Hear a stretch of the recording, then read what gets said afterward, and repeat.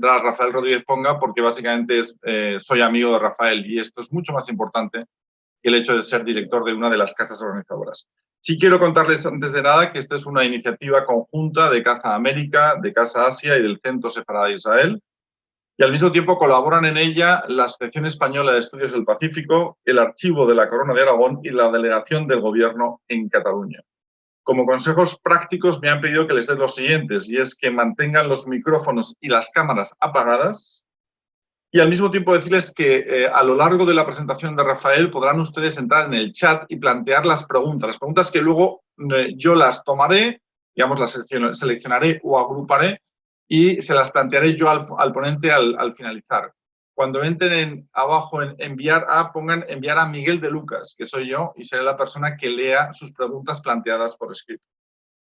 Muy bien, pues esto sería la presentación general. Ahora, hablando específicamente del ponente de hoy, pues qué decirles de Rafael Rodríguez Ponga. Desde el punto de vista profesional, déjenme antes contarles una anécdota personal, es cómo se inició mi relación con él. Cuando yo estaba en la escuela diplomática, tenía que hacer un trabajo monográfico, todos los alumnos de la escuela tenían que hacerlo, y la verdad es que yo decidí hacer uno sobre el Océano Pacífico, cosa que no se había hecho nunca en la escuela diplomática en 50 años de existencia. Y cuando fui al ministerio a preguntar al director general de Asia sobre esta cuestión, me dijo, mira, hay una persona que trabaja en presidencia del gobierno que sabe mucho de esto, llámale. Le llamé, me recibió, me atendió y es una amistad que dura ya pues casi 30 años, porque hace ya muchos años de toda esta historia que estoy contando, ¿no? Y de hecho, Rafael me habló en ese momento de la Asociación Española de Estudios del Pacífico, de la que desde entonces soy miembro. No creo que haya vuelto a ver nadie en la escuela diplomática que haya osado hacer una memoria sobre el Océano Pacífico, pero bueno, ojalá que sí. Pero para mí fue una experiencia maravillosa y entre ellas me aportó la amistad de Rafael por estos muchos largos años. Él ha sido muchísimas cosas en la administración, desde trabajar en presidencia del gobierno, director general en cultura, en el Ministerio de Cultura, secretario general de la Agencia Española de Cooperación Internacional, secretario general del Cervantes. Cometió la osadía de entrar en política, incluso ha sido diputado nacional. En fin, una larga trayectoria de servicio público, que yo creo que son las notas que identifican a Rafael. Y luego una vocación, que son los idiomas, y especialmente en este caso Rafael es uno de los grandes especialistas en la lengua chamorra, que es la lengua pues, que se habla en las Islas Marianas, ¿no? Que además él investigó con su querida Paloma, que es su esposa, que es, pues, durante muchos años son dos de los grandes especialistas en esta materia, ¿no? Y al mismo tiempo, pues con Rafael, pues yo he compartido muchísimas experiencias desde el punto de vista personal, casi todas ellas vinculadas a esto, a nuestra vocación pacifista, que a veces nos toma decir, bueno, somos pacifistas por la paz, sí, por supuesto, pero en este caso es específicamente por el Océano Pacífico, por todo lo que supone desde el punto de vista histórico y desde el punto de vista de actualidad, en la medida que el Pacífico se está convirtiendo en uno de los ejes fundamentales de lo que es la realidad política, económica y social de este planeta, ¿no? Pero claro, todo eso fue posible porque hace 500 años alguien no buscaba realmente el Océano Pacífico, buscaba el paso del sur, buscaba cómo llegar a la otra costa de América. Y ese fue un portugués que al mando de una expedición española pues tuvo la osadía de iniciar una aventura de tal calado, ¿no? Entonces Rafael nos va a hablar sobre esto, sobre el valor de una conmemoración, la primera vuelta al mundo. Lo interesante que es conmemorar un hecho de esta importancia, conmemorar su hispanidad, en el sentido de que es un hecho básicamente español, aunque fue multinacional en su contenido, porque había gentes de muy diversas nacionalidades, y yo creo que nadie como él nos lo va a explicar en toda su profundidad, dada además su condición, como decía antes, de presidente de la Asociación Española de Estudios del Pacífico. Les recuerdo que sus preguntas a través del chat dirigidas a mí, y cuando acabe la presentación de Rafael, yo seré el quien se las plantee de viva voz. Muchísimas gracias y Rafael, cuando quieras.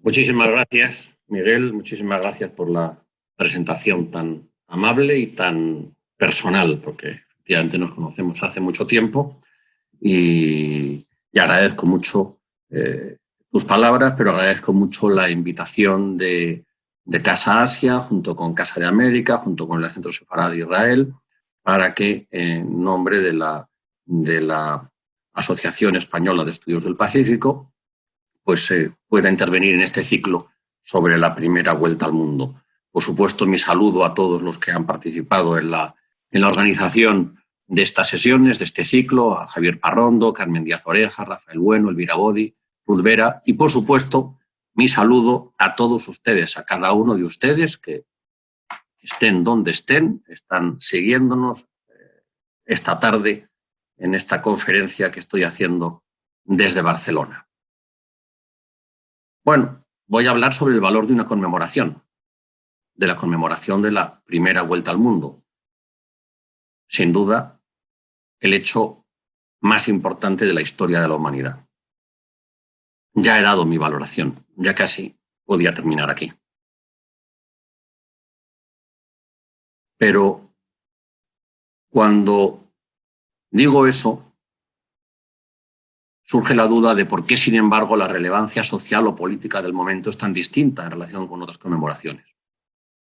En 1992, España y muchísimos otros países y gran parte del mundo conmemoramos el 5º centenario del descubrimiento de América, de la llegada de las naves españolas con Cristóbal Colón al frente a lo que hoy es territorio del continente americano. Bueno, en aquella conmemoración del 92, hace 30 años, pues hubo numerosos acontecimientos.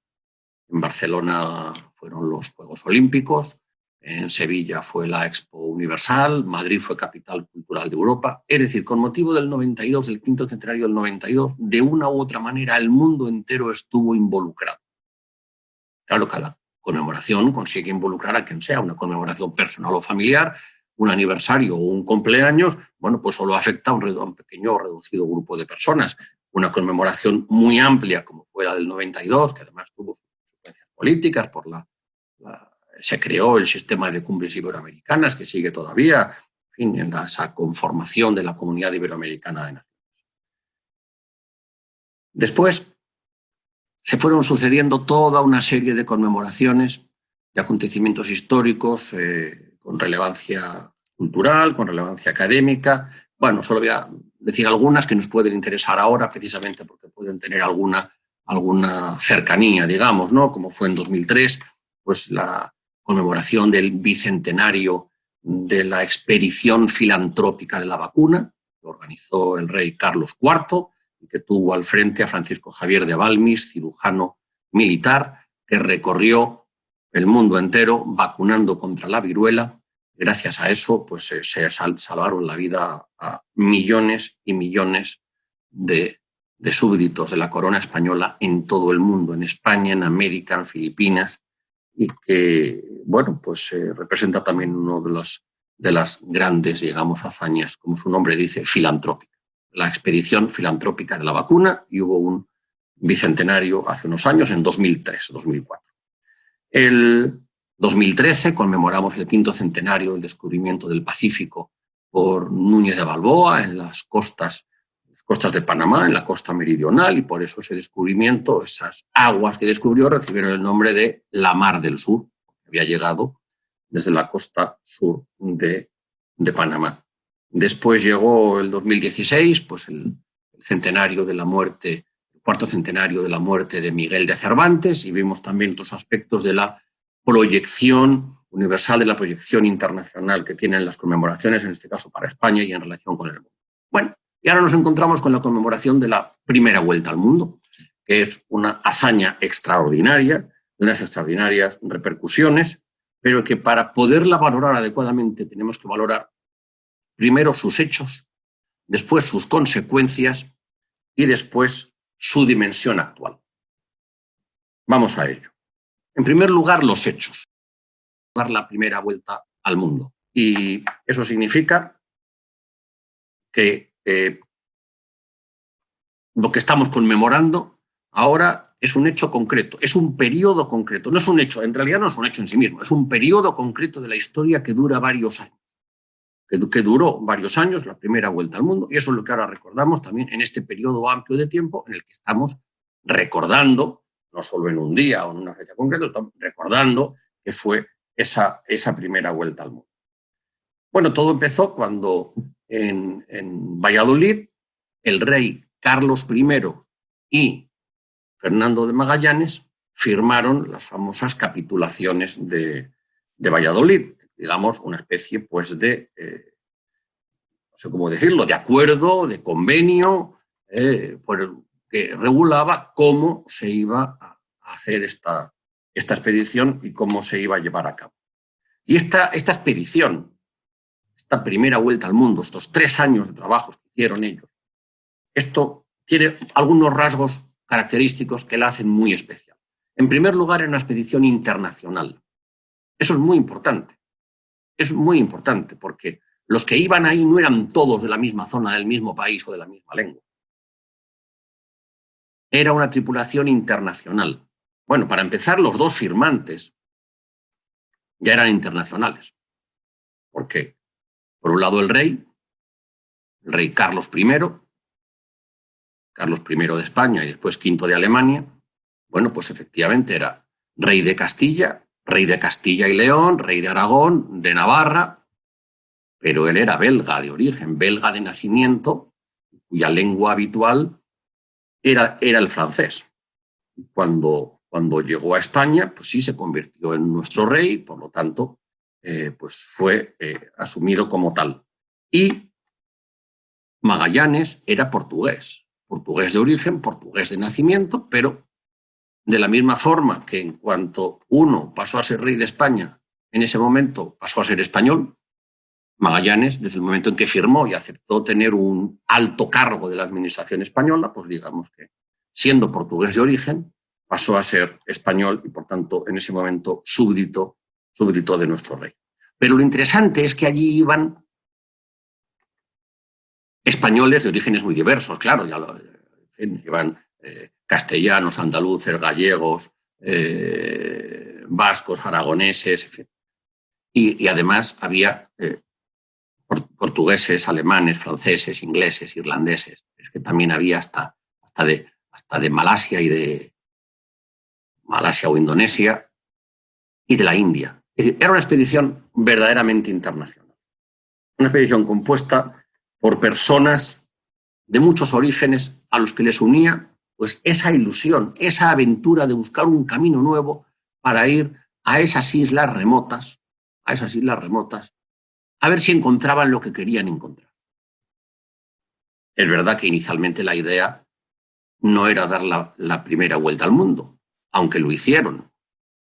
Pero esa expedición internacional, insisto esto porque no era una expedición nacional, no era una expedición, digamos, de conquista nacional a favor de España, sino que quienes se podían beneficiar de los resultados eran todos ellos, eran personas de orígenes muy distintos.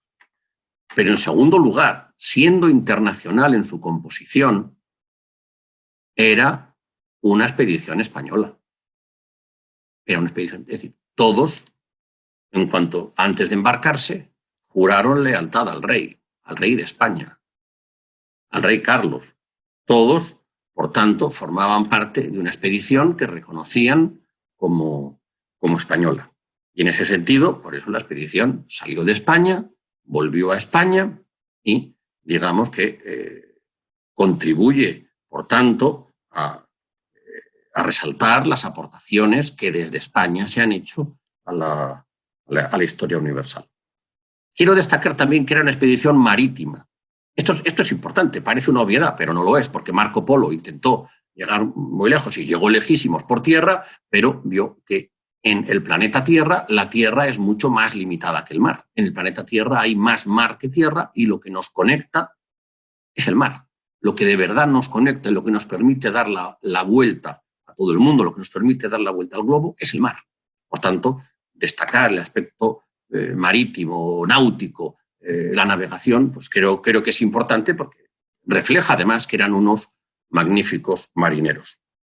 Era una expedición científica, no era una expedición de conquista, era una expedición destinada al conocimiento de unas tierras de ultramar. El objetivo central era ir para allá y a ver qué encontramos, a ver qué podemos traer, porque claro, reconozcamos que era una época en que Europa pasaba muchas penurias y la población europea pasaba mucha hambre.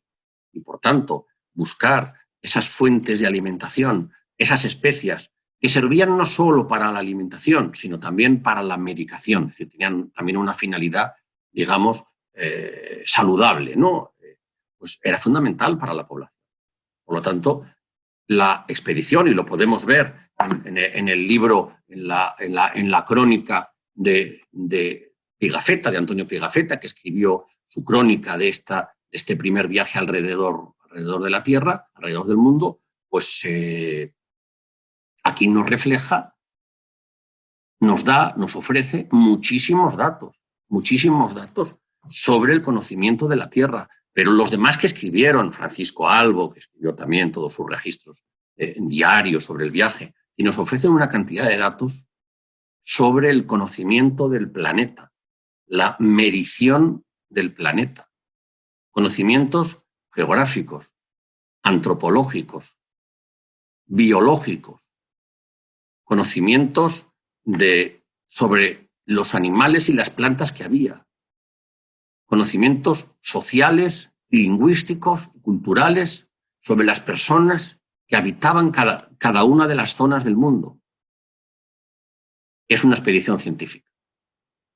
Además es muy interesante porque Pigafetta, lo que escribe, hay que interpretarlo, lo escribía en su momento, pero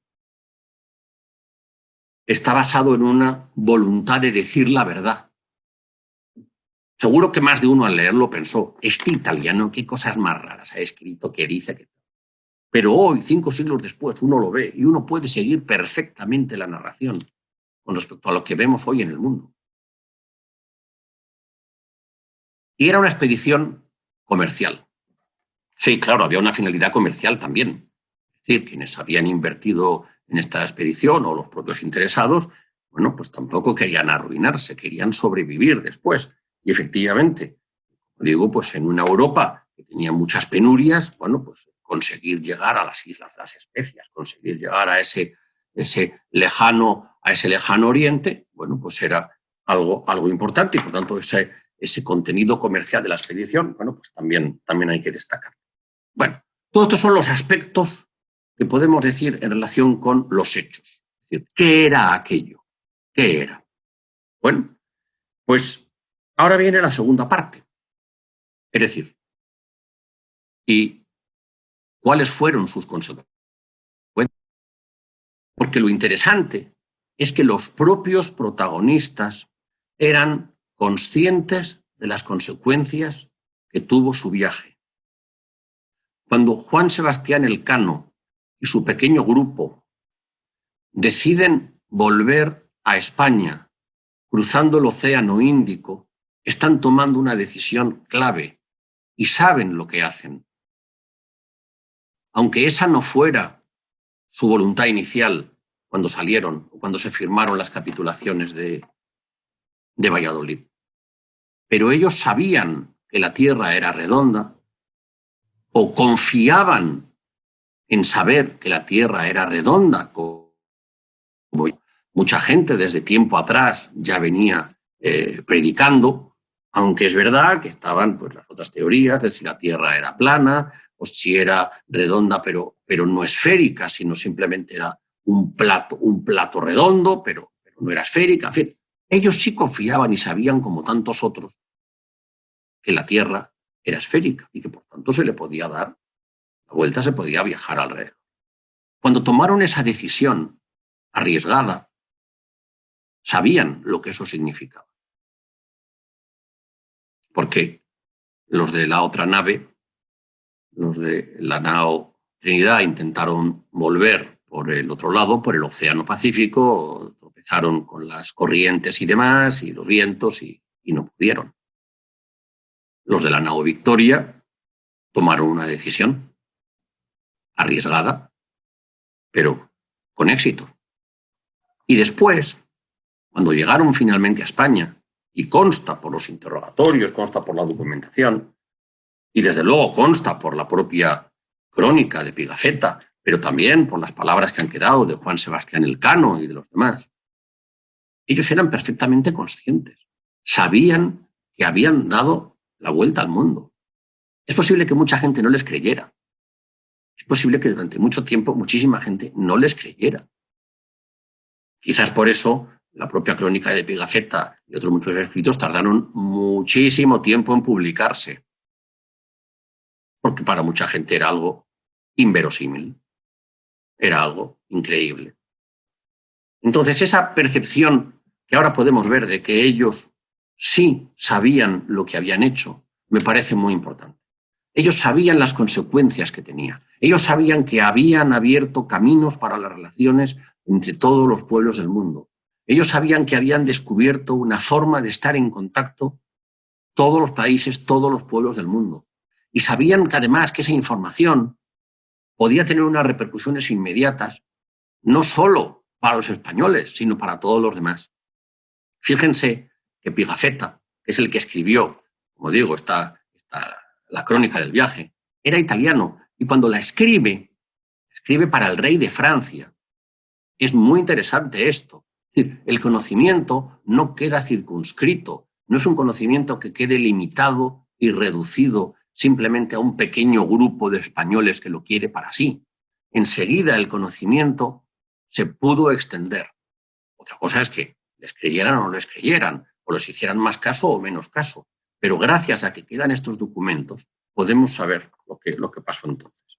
Por lo tanto, lo primero que quiero destacar aquí es el sentido que tenían ellos mismos de ser los protagonistas de aquel logro histórico. Y hay un dato importante. Es decir, el haber dado la primera vuelta al mundo y haber estado en contacto con personas tan distintas, pueblos tan distintos, con sociedades distintas, costumbres, lenguas, formas de vestir, formas de comer. Sin embargo, les hizo comprender al mismo tiempo la diversidad humana y la unidad humana. El ser humano, al fin y al cabo, es igual en todas partes. No había hombres de un solo ojo en el centro de la frente. No había hombres de 4 brazos. No. Al fin y al cabo, resulta que la raza humana era una. Por tanto, este sentido antropológico, filosófico, de que todos pertenecemos a una misma humanidad, creo que también es algo que hay que destacar. Es decir, donde quiero llegar es que cambió una visión del ser humano, cambió una visión de la persona, cambió una visión, digamos, filosófica sobre la vida y sobre la persona. Esto es importante. Y además, como he dicho antes, al ser una expedición que ahora podríamos calificar de científica, vamos la letra, pero científica, lo que hemos recibido es una enorme cantidad de información sobre esa diversidad humana, sobre la diversidad cultural, sobre la diversidad de lenguas. Hay que ver lo interesante que es que hayan recogido y que lleguen hasta nosotros palabras de las lenguas caribes o palabras de las lenguas indígenas de América del Sur, los que ellos llamaron los patagones, o que nos hayan llegado palabras de las islas filipinas, del sudeste asiático, después de haber visitado las Islas Marianas, naturalmente, y nos aportan una cantidad de datos sorprendentes, aunque sean pequeñas pinceladas. Poder reconstruir la importancia que tiene o las consecuencias que tiene el viaje no son solo para nosotros, no nos cambió solo a nosotros, también cambia la percepción de los demás. Los demás pueblos vieron cómo les llegaban unos barcos con unas personas extrañas. Los demás pueblos se dieron cuenta de que había otras personas que venían de lejos y que venían por el mar. Sí, habrían visto a otros muchos que llegaban de una manera u otra, porque los pueblos siempre se han movido, evidentemente, entre mares y continentes. Pero esto produce una situación nueva, una situación verdaderamente nueva. Hay que decir que aunque se achaca con frecuencia a Magallanes y a Elcano, que fueron el inicio de una expansión colonial, Eso no fue así, al menos no fue así de forma inmediata. Tardó muchos años.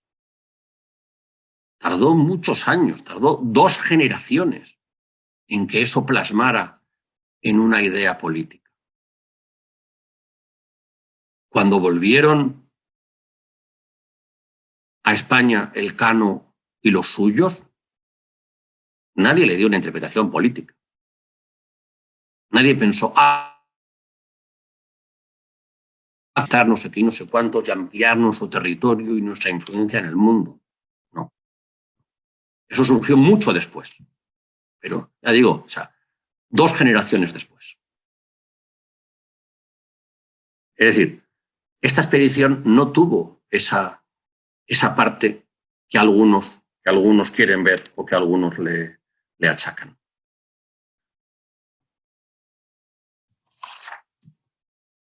Y ahora vamos a pasar a cuál es la visión, porque ya prácticamente he entrado con estas mis últimas palabras, la visión que podemos tener desde hoy. Es decir, cuál es el valor actual que representa para nosotros esta expedición. Claro, lo primero que hay que decir es que los puntos de vista son muy distintos. La humanidad es distinta y porque esta expedición tocó tantos temas y tocó tantos territorios que, claro, tengamos en cuenta que ya los propios miembros de la expedición los había de muchos países. Por tanto, hoy muchos países se pueden sentir involucrados, pues ya sea Bélgica, Irlanda, Grecia, Italia, claro, Portugal, por supuesto, España, en fin, aunque solo sea por los participantes en la expedición, pues se pueden sentir involucrados, porque personas de muchos países fueron parte de esta primera vuelta al mundo. Pero después, como tocó muchos países o territorios, pues también tienen su punto de vista. Es decir, Brasil, Argentina, Chile, las Guam y las Islas Marianas del Norte, las Filipinas, Brunei, Malasia, Indonesia, o Sudáfrica, porque pasaron por allí, Mozambique también aparece mencionado, Cabo Verde, por donde pasaron. Bueno, pues, cada país, cada territorio tiene su punto de vista. Por lo tanto, el valor actual de la conmemoración no es igual si lo estamos viendo desde España, como una expedición que salió de España, que volvió a España, que, bueno, nos sentimos más involucrados, que, pues visto, por ejemplo, desde la isla de Guam, bueno, pues que lo que recuerdan es unos barcos que pasaron por allí, que estuvieron unos días y que al cabo del tiempo, pero al cabo de muchísimos años, se dieron cuenta de que aquello fue el inicio de una relación histórica con España y con los europeos en general. Pero ya digo, tardó muchos, muchos años en que esa relación llegara a cuajar. Por lo tanto, los puntos de vista son distintos. Son distintos y la conmemoración que estamos en estos momentos viviendo, pues claro, pues se ve de forma muy distinta desde Portugal, donde consideran pues efectivamente que Magallanes, como el creador intelectual de la idea de la expedición, pues era portugués y además pues insisten mucho en esto y por tanto tienen un punto de vista concreto, suyo, pues distinto que pueden tener en otros países o en otros territorios. Esta conmemoración, como todas, nos sirve para reflexionar sobre el pasado. Y eso tiene su importancia, porque reflexionar sobre el pasado nos ayuda a comprender, nos ayuda a conocer, nos ayuda a saber quiénes eran y, por lo tanto, también quiénes somos. Nos ayudan a valorar, a comprender que tenemos una deuda con ellos, que si somos lo que somos es en gran parte porque ellos hicieron todo aquello. Bueno, esto creo que es un primer punto muy importante. Toda conmemoración nos sirve para reflexionar.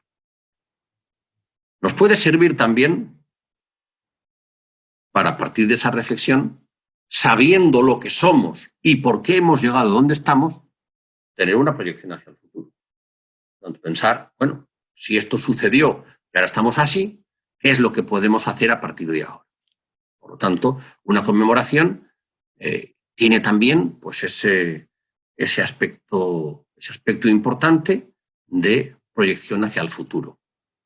En cierto modo, la historia y los estudios de la historia, dado que proporcionan elementos para la identidad de los pueblos, sirven también no solo para la reflexión personal, sino para una reflexión conjunta, compartida, comunitaria, sobre cómo nos vemos hacia el futuro.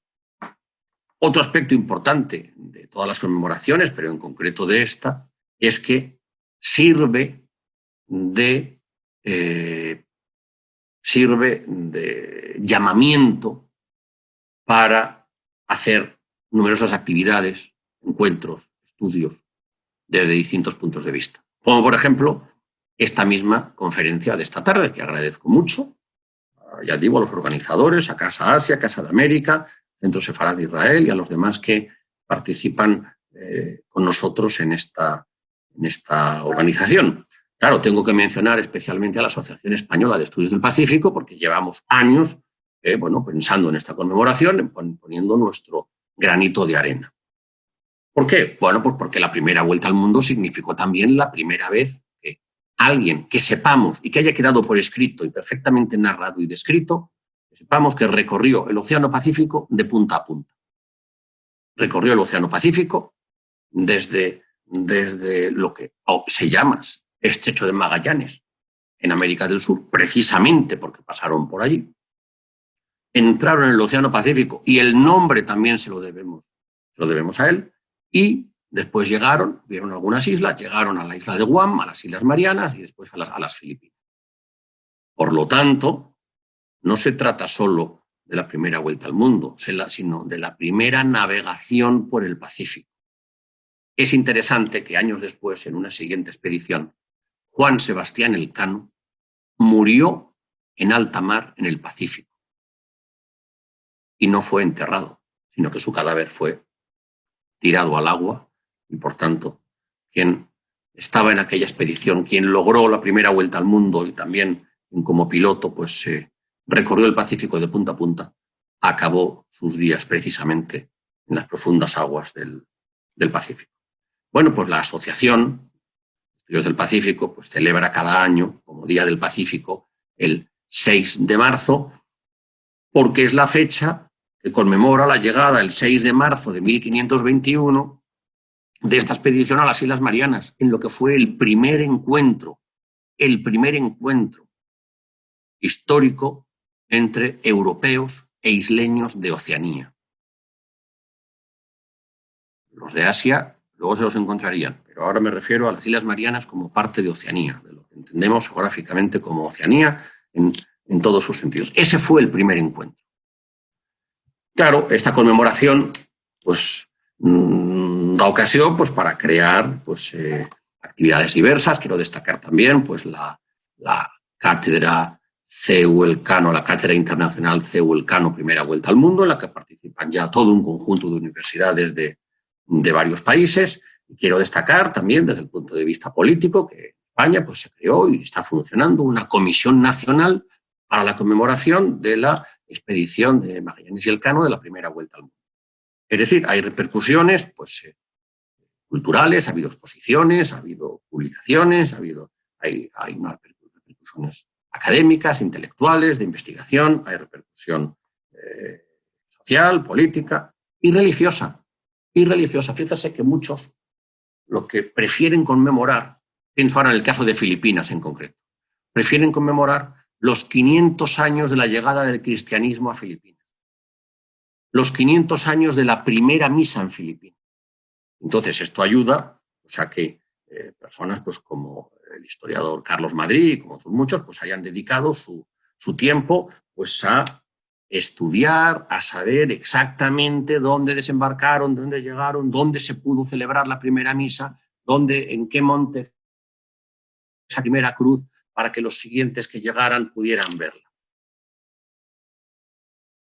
Es decir, una conmemoración, esta, como otras muchas, sirve para favorecer la investigación. Y la investigación siempre es positiva. El conocimiento siempre es bueno. La ciencia siempre tiene un valor. Y lo vemos en estos tiempos de pandemia en que valoramos muy especialmente la investigación científica. Toda investigación, todo estudio tiene un valor, incluso aquello que en un momento dado uno ve y dice, ¿y esto para qué servirá? Parece que no tiene ninguna aplicación práctica. Bueno, pues resulta que no sabemos cuándo ni cómo, resulta que sí que puede tener una utilidad. Todo conocimiento siempre es útil. Todo conocimiento siempre puede ser válido. Por eso hay que favorecer los estudios, hay que favorecer las investigaciones en todos los sentidos, en sentido muy amplio. Bueno, y una conmemoración como esta, pues sirve efectivamente para favorecer los estudios. Y han ido apareciendo pues distintas publicaciones que podemos ver pues, sobre la primera vuelta al mundo o algunas otras, o con congresos, seminarios, reuniones, publicaciones, bueno, pues en las que yo mismo he podido participar en algún momento dado, y que, bueno, que quiero ahora simplemente pues, mostrarles a ustedes pues, como ejemplo de que el valor de una conmemoración es también un valor de estudio, de investigación, es un valor científico para continuar eso que valoramos en lo que hicieron de conocimiento de la Tierra, pues también ahora precisamente nosotros podemos hacerlo. Por tanto, el favorecer el conocimiento creo que es una de las finalidades claras de cualquier conmemoración y de esta en concreto. Y nos preguntamos, ¿quiénes eran los que dieron la primera vuelta al mundo? Y se estudia uno por uno quiénes eran, de dónde venían, qué hacían, a qué se dedicaban, cómo es que llegaron a Sevilla en aquel momento, por qué se embarcaron. Bueno, todas son preguntas que explican lo que sucedió y que son realmente interesantes y que luego pues, en cada ciudad, en cada sitio donde cada uno era originario, pues despierta mucho interés. Nos preguntamos, yo me pregunto, ¿qué hablaban? ¿Qué hablaban en la primera vuelta al mundo? ¿Qué hablaban en esos barcos? Claro, uno puede pensar, bueno, hablaban español. Todos habían estado en Sevilla, todos se habían juntado en Sevilla, hablaban un español del siglo XVI, un español sevillano del siglo XVI, que no es el de ahora, evidentemente, y eso no es todo, porque cada uno hablaba su lengua. Las lenguas de Portugal, de Inglaterra, de Francia, de Grecia o de Italia. Y además, teniendo en cuenta que estamos en el siglo XVI, en pleno Renacimiento, y que muchos de ellos eran personas cultas que habían estudiado, el latín era la lengua común, al menos en gran parte. Era el latín, probablemente. El latín culto y el latín vulgar. Pero en aquel entonces, recuerden ustedes que en las universidades no se podía hablar más que en latín. Quien estudiaba en la universidad, quien estudiaba en un cierto nivel, estudiaba en latín. Desde luego no estudiaba en castellano porque ni siquiera había casi libros publicados en castellano en ese momento. Y ni en francés, ni en... Es decir, estamos en la primera parte del siglo XVI. Luego el latín tiene más importancia de lo que parece en esta expedición como lengua común, como lengua internacional, que evidentemente sería después el español, porque todos la habían aprendido español en Sevilla antes de salir de la expedición, evidentemente sería la lengua, digamos, vulgar, pero el latín como lengua culta. Y además estamos en el Renacimiento, es decir, en un periodo en el que se valora mucho más los romanos, un periodo en el que se valora a los romanos, se valora el latín, el mundo latino. Bueno, pues yo creo que con esto ya voy terminando. Creo que en estos momentos de pandemia es muy bueno preguntarse cómo puede contribuir cada uno al bien común, al bien de la humanidad. La primera vuelta al mundo ya puso de manifiesto que al fin y al cabo todos formamos parte de la misma humanidad, como esta pandemia está poniendo de relieve estos días. Es cierto que ahora no tenemos, ni en España ni en otros países, el ambiente sociopolítico, socioeconómico propicio para hacer grandes acontecimientos, como si hubo en 1992, por el 5º centenario del descubrimiento de América. Ahora, ni España ni otros países están para hacer grandes celebraciones, ni una gran Expo Universal, ni unos Juegos Olímpicos, ni grandes celebraciones. Es verdad que Lisboa va a acoger el año 2022, el año precisamente del 5º centenario, va a acoger la Jornada Mundial de la Juventud con la presencia del Papa Francisco, precisamente en el año en el que se conmemora la culminación de la expedición que inició Magallanes y, por tanto, pues, su país de origen ha querido organizar este gran acontecimiento internacional que reunirá probablemente a varios millones de personas. Pero efectivamente, el caso es que la sociedad española hoy no está con ese ambiente, digamos, conmemorativo, festivo, que se ha habido en otras ocasiones, como, insisto, fue el 92. Pero eso no quita importancia y no quita mérito al viaje en sí y, desde luego, al entusiasmo que muchos podemos tener para conmemorar este hecho y para contribuir desde nuestras instituciones, desde la universidad, pues mi caso ahora, en la Universitat Abat Oliba CEU de Barcelona, o desde tantas otras instituciones, asociaciones, como es Casa Asia, o instituciones públicas, consorcios públicos, administraciones públicas, privadas, en fin, todo tipo de entidades que podemos contribuir a recordar este hecho que cambió la historia de la humanidad. Recordar este hecho que fue la primera vuelta al mundo entre 1519 y 1522. Espero que todos ustedes también contribuyan todavía con más entusiasmo que yo a difundir por todas partes esta idea de que vale la pena celebrar una conmemoración, vale la pena que recordemos a quienes hace 500 años estaban navegando por allí, por otras partes del mundo, estaban navegando por ultramar para llegar finalmente nuevamente a España y haber logrado, como digo, la gran hazaña de la historia de la humanidad, que fue la primera vuelta al mundo. Les agradezco mucho a todos ustedes que hayan conectado esta tarde con Casa Asia por esta vía telemática, por Internet, gracias a las nuevas tecnologías, gracias a los ingenieros que hacen maravillas, no solo los ingenieros navales, que ya desde entonces consiguieron unos barcos estupendos para dar la vuelta al mundo, no digo gracias a los que hacen posible todas estas tecnologías, pues hoy he podido estar con ustedes. Muchísimas gracias. Muchas gracias, Rafael. Oigo desde aquí los aplausos virtuales del público, de las más de casi 170 personas que son las que te han escuchado. Y he hecho un esfuerzo. Primero, tú ya has respondido a algunas de las preguntas que iban surgiendo. Tú, a lo largo de tu exposición, ya las has respondido. Pero voy a intentar agrupar a algunas de ellas y me salen bastante, o sea que voy deprisa.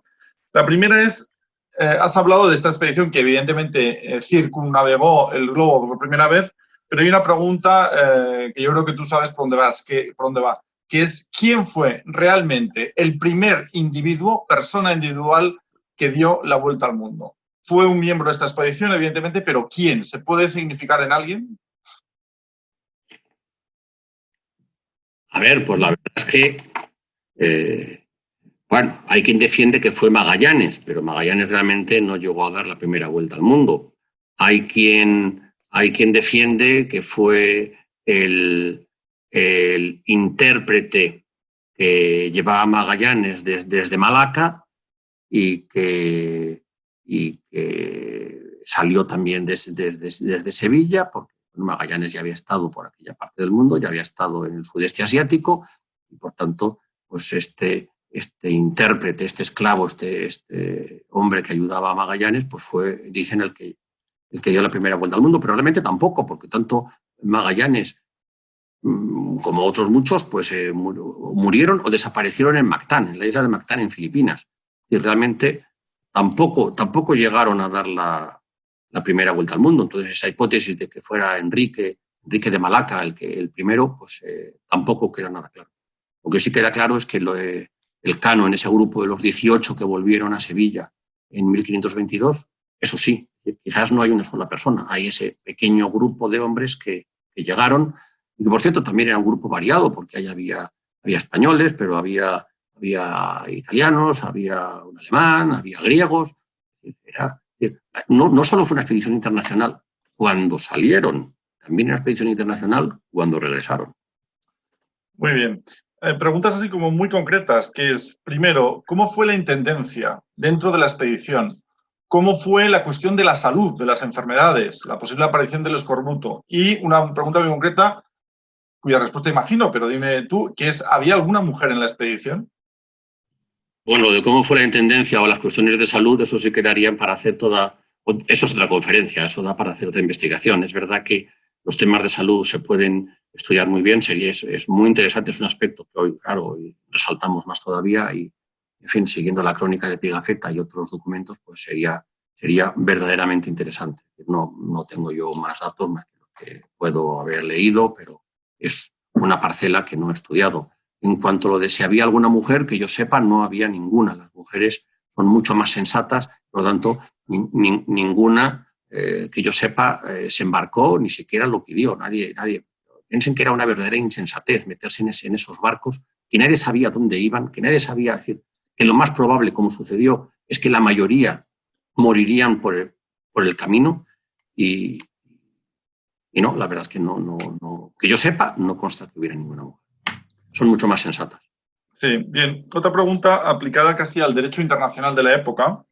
Dice, el viaje en sí mismo no tenía algo de ilegalidad internacional y lo concreta en su vinculación con el Tratado de Tordesillas y el Antemeridiano. Probablemente no tanto el viaje en sí, pero sí el destino final. Las Molucas estaban en la parte portuguesa del mundo o en la parte castellana del mundo, según el Antemeridiano de Tordesillas. Vale, esa es una de las discusiones que siempre se hace, ¿no? Desde el punto de vista histórico, político, geográfico. Una discusión que tuvieron hace 500 años y que podemos seguir teniéndola hoy. Creo que en realidad hoy tenemos muchos más datos para juzgar porque tenemos unos mapas buenísimos. Entonces los mapas, la verdad es que pues, no eran tan buenos. Entonces, bueno, si aquello era legal, ilegal, si tal, bueno, yo creo que precisamente tenían que ir para ver dónde estaba aquello y a ver qué es lo que correspondía a cada reino. ¿Y qué derechos podía tener cada uno? Es que si no iban allí, ¿cómo lo iban a saber? Sin estar allí. Creo que era precisamente uno de los aspectos de la expedición en el que he insistido, que es el científico, es el conocimiento real de la Tierra. Entonces, a ver, es un tema muy debatido y muy bonito, porque tiene, claro, la expedición tiene también sus aspectos jurídicos que son muy interesantes. Muy bien. Una pregunta de más actualidad respecto a la conmemoración. ¿Qué opinas de la opinión de algunos autores? Citan en este caso a Álvarez Junco, que según la pregunta afirmó que no fue una gesta española porque España no existía. Y vinculado con esto, ¿qué opinas también de la presunta intento de apropiación de Portugal del mérito de la expedición? Bueno, si España existe o no, pues ya nos metemos en otra discusión también sobre la interpretación de la historia y los aspectos políticos de la historia. Bueno, lo que hoy llamamos España tenía un rey común. Había un rey de Castilla y León, de Aragón y de Navarra. Era mucho más importante la figura del rey como unificadora de los territorios que la propia concepción del Estado que podemos tener hoy o que podemos tener desde hace ya algún tiempo, ¿no? Mucho más moderna. Es decir, no hay duda de que para todos aquellos, desde el punto de vista histórico y geográfico, esto era España. España porque era la Hispania romana, sencillamente. Por tanto, eran españoles y la denominación común eran españoles. ¿Era una gesta española? Bueno, era una gesta portuguesa. A ver, que había portugueses en la expedición es evidente. Desde Fernando de Magallanes y muchos otros. Claro que había portugueses. Claro que Portugal tiene todo el derecho del mundo a decir que los portugueses tuvieron un papel fundamental en la expedición. Y matizo, porque en la expedición sí hubo muchos portugueses que tuvieron un papel fundamental, pero no Portugal, no el rey de Portugal o Portugal como Estado, como reino. Porque esto lo hizo otro país que fue España. O si quieren, los reinos de Castilla y León, Aragón y Navarra. Porque además había en la tripulación personas que iban de todos estos reinos de España. También había de los navegantes, quienes procedían de la Corona de Aragón, quienes procedían de Navarra, por supuesto de todas las partes de Castilla y León. Castilla y León no en el sentido actual de comunidad autónoma, me refiero de todo el Reino de Castilla, o sea, desde Galicia y Asturias hasta Andalucía. Preguntan, Rafa, si existe, aparte del documento de Pigafetta, que es el de referencia más conocido, si existe algún otro documento o diario del viaje. Y alguien hace mención al recientemente encontrado de Martín de Ayamonte, grumete de una de las naves del Cano que fue apresado en Timor. No sé si conoces este documento. Sí, efectivamente. Efectivamente, tengo aquí un papel que habla de esto, ¿verdad? Sí. El grumete del Cano. Sí, Efectivamente. O sea, claro, volvieron más. Y primero, ya digo, volvieron estos primeros 18, que además fueron contando cosas, y nos consta pues del piloto de la nave, Francisco Albo, que por cierto era de lo que hoy es Grecia. Claro. La Grecia de entonces no tenía la conformación política de la Grecia actual, pero bueno. O sea que sí, hay más documentos, están publicados, están estudiados. Precisamente esta conmemoración está sirviendo para volver a leer y releer todos estos documentos, volver a interpretar qué es lo que pasa, saber más y enriquecer nuestro conocimiento mutuo con la visión de los distintos países y con las aportaciones de unos y de otros. Bien, alguien plantea, muy interesante esta pregunta, en una contraposición, digamos, entre las figuras de Magallanes y Elcano. Magallanes tiene una idea que es navegar en busca del paso del sur y navegar hacia la especiería, que es lo que ofrece al rey, al emperador, navegar a la especiería buscando un paso del sur por América. Pero como tú dices, no tenía en absoluto la intención de dar la vuelta al mundo. La vuelta al mundo surge de una decisión tomada de Juan Sebastián Elcano de volver por el Índico una vez que Magallanes ya ha muerto. Luego, el mérito de este hecho, de la primera circunnavegación, es de Elcano. Y te preguntan entonces, ¿por qué entonces el mérito es de Magallanes? Incluso le han puesto una sonda espacial que va en busca de dar la vuelta a parte del universo, y Elcano es un hombre fuera del espectro español relativamente poco conocido. Bueno, voy a contestar con lo que aprendí hace muchos años cuando yo vivía en México, de un viejo profesor de historia originario de Alemania y que llevaba en México muchos años y que en las primeras jornadas novohispanas sobre el Pacífico insular, pues dio la clave, porque él con su gran acento alemán, viejo profesor alemán que había estudiado muchísimo sobre la historia de España en el Pacífico, la historia de España también vista desde México, a León de Acapulco, pues alguien preguntó esto. Y desde entonces no se me ha olvidado. Él dijo, sencillamente porque uno era portugués y otro era español. Dijo, Portugal lleva 700 años de tratado de amistad con Inglaterra. Por tanto, toda la bibliografía anglosajona va a preferir destacar a un portugués antes que a un español, sencillamente. Bueno, has hecho mención al primer encuentro o sea, el Océano Pacífico es un mar, pero un continente es tierra. Entonces, el primer encuentro entre el hombre europeo y el hombre oceánico, que tiene lugar el 6 de marzo en lo que hoy son las Islas Marianas. Se te pide si puedes describir este acontecimiento que tiene algo un poco de anecdótico, pero también no acabó bien. O sea, hay un enfrentamiento por algo que ocurre en esas islas, que además esas islas son bautizadas a raíz de ese enfrentamiento con un nombre muy peculiar. Sí, efectivamente, ahí hubo primero digamos, un malentendido, digamos que desde el punto de vista de los isleños, pues llegan unos barcos extraños llenos de gente, pues se suben a los barcos y se llevan todo lo que pueden y se empiezan a llevar las cosas, sencillamente.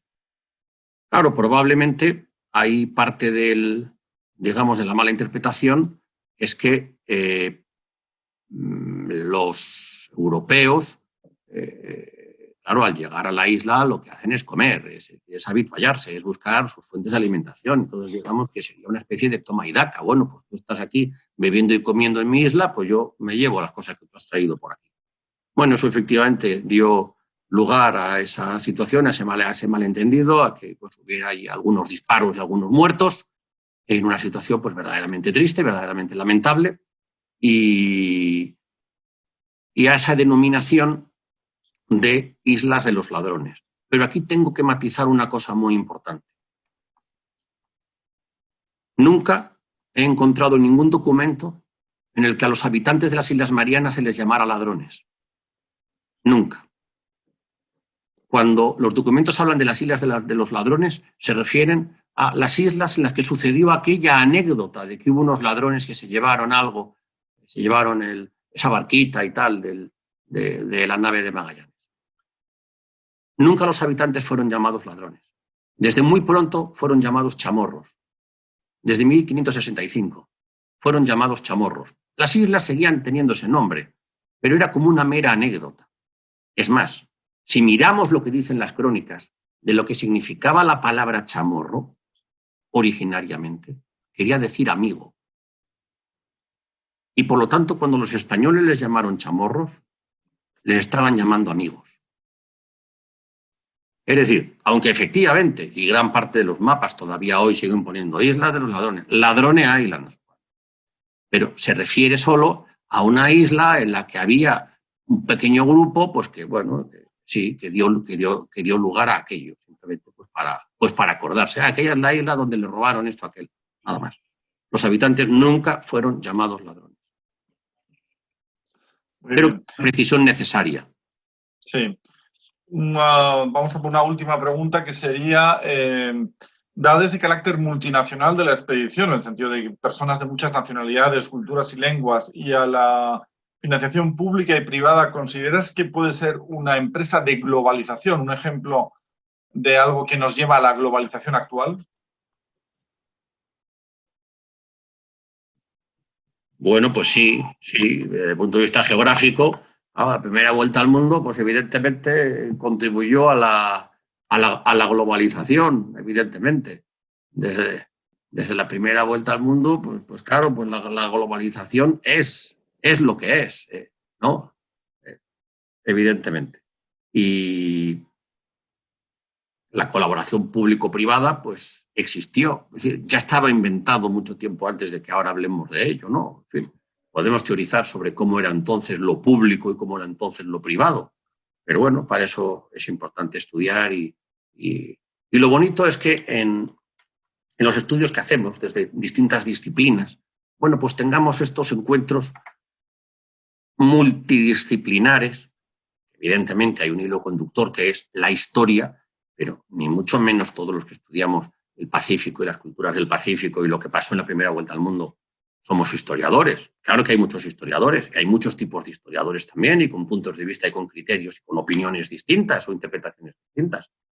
Pero sí, la pregunta es si esto contribuyó a la globalización, sin duda, creo que marca un antes y un después en el proceso de globalización. Bien, y ahora sí, última pregunta, dos cosas muy concretas, que es la primera es, ¿crees que Magallanes se atuvo a la letra de las capitulaciones o las desobedeció? Eso por un lado. Y dos, referido al Cano, ¿por qué el Cano asumió el mando? ¿Era realmente el segundo en el mando, teniendo en cuenta que había tenido problemas con Magallanes en el Golfo de San Julián, en Argentina? De hecho, estuvo a punto de ser ajusticiado en el Golfo de San Julián. Luego, la relación entre Magallanes y el Cano no debió ser demasiado tranquila en algunos momentos de la expedición. A ver, si Magallanes desobedeció o no es un tema de controversia desde el... Están aquí con la celebración de las 8 de la tarde, habrán oído algún ruido. Si Magallanes desobedeció o no las órdenes del rey, digo, es un tema de controversia desde el mismísimo momento, o sea, desde la propia expedición, según consta en toda la documentación. Es algo en lo que no voy a entrar porque tampoco lo he estudiado yo debidamente, pero bueno, sí he leído sobre eso y efectivamente pues se habla mucho de eso. Pero bueno, realmente no sé hasta qué punto fue así. La otra pregunta. ¿Por qué el Cano se convirtió en el jefe, en el capitán de la expedición? Yo creo que porque era el mejor. Lo podemos ver, es decir, del grupo de ese puñado de hombres que llegaron a Sevilla en 1522, pues sin duda el que tenía más conocimientos náuticos, más capacidad técnica más capacidad de liderazgo y más fuerza para poderlo hacer, era él. Es decir, Pigafetta, pues era, sí, muy bien, gracias a él tenemos la crónica, tal, pero Pigafetta no era realmente un marino. Y otros varios de los que iban tampoco. Es decir, no tenían esos conocimientos y esa experiencia de navegación que sí tenía Elcano. Yo creo que la explicación es puramente técnica. Era el mejor. Muy bien.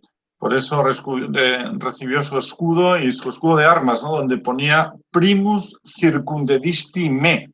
Y eso sí se lo dieron a él. Eso se lo dieron a él. Muy bien, Rafa, pues muchísimas gracias. Yo creo que ha sido interesantísimo, que hemos aprendido, que hemos comentado. Yo creo que las preguntas también han sido muy interesantes y denotan que hay público selecto que acude a las conferencias preparándoselo de antemano. Y simplemente decirles que el ciclo continúa. El próximo 21 de mayo tendremos una conferencia sobre los mitos judíos en las exploraciones del Pacífico. Y el 11 de junio, otra conferencia sobre el cosmógrafo Rui Falero. Muchísimas gracias a todos. Buenas tardes.